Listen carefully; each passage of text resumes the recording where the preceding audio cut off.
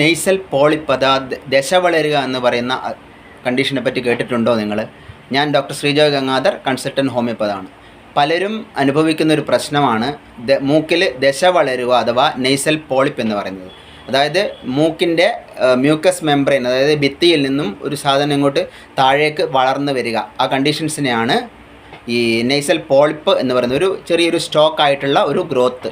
അപ്പോൾ അതാണ് ഈ നെയ്സൽ പോളിപ്പ് എന്ന് പറയുന്നത്. അതിന് കാരണങ്ങൾ എന്തൊക്കെയാണെന്ന് വെച്ച് കഴിഞ്ഞാൽ, ഒന്ന് സിവിയർ ഇൻഫ്ലമേഷൻസ് വന്നു കഴിഞ്ഞാൽ, അല്ലെങ്കിൽ സിവിയർ ഇൻഫെക്ഷൻസ് വന്നു കഴിഞ്ഞാൽ, പിന്നെ ഫോൾട്ടി ബാത്തിങ് ഹാബിറ്റ്സ് കൊണ്ട്, പിന്നെ എണ്ണ തേക്കുന്നതിലുള്ള വ്യത്യാസം കൊണ്ട്, പിന്നെ അതുപോലെ തന്നെ ഈ എന്തെങ്കിലും പാത്തോളജി കണ്ടീഷൻസ് ഉണ്ടെങ്കിൽ, കൂടുതൽ വൈറൽ ഇൻഫെക്ഷൻസ് ഉണ്ടെങ്കിൽ, അങ്ങനെയൊക്കെ വരുന്ന ഒരു ഗ്രോത്താണ് ഈ CSF ലീക്കേജ് ഉണ്ടെങ്കിൽ. അങ്ങനെയുള്ള ഒരുപാട് കാരണങ്ങളാണ് ഈ നെയ്സൽ പോളിപ്പ് ഉണ്ടാവാൻ കാരണം.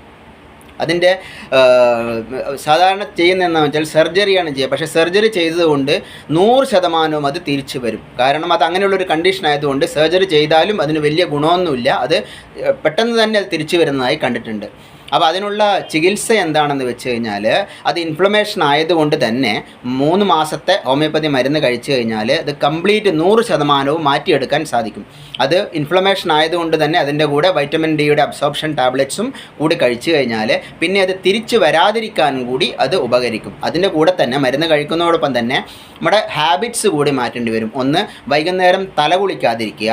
2, എണ്ണ തേക്കുന്നതെന്ന് വെച്ച് കഴിഞ്ഞാൽ കണ്ണിൽ കണ്ട എണ്ണയെല്ലാം തേക്കുന്നതിന് പകരം നമ്മൾ കുറച്ച് കുരുമുളകും തുളസിയും ജീരകവും മാത്രം ഇട്ട് കാച്ചിയ വെളിച്ചെണ്ണ അത് മാത്രം തേച്ച് കഴിഞ്ഞാൽ നമുക്ക് വീണ്ടും തിരിച്ചു വരുന്നത് ഒഴിവാക്കാൻ പറ്റും. പിന്നെ അങ്ങനെ തന്നെ ഇൻഫെക്ഷൻസ് ഉണ്ടെങ്കിൽ അതിനെ ട്രീറ്റ് ചെയ്യുക.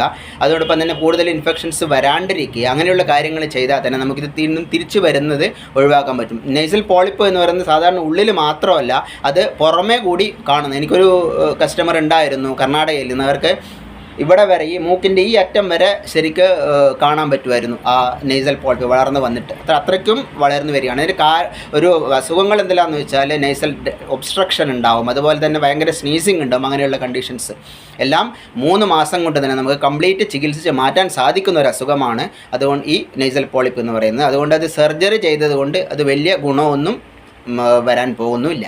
Okay, thank you.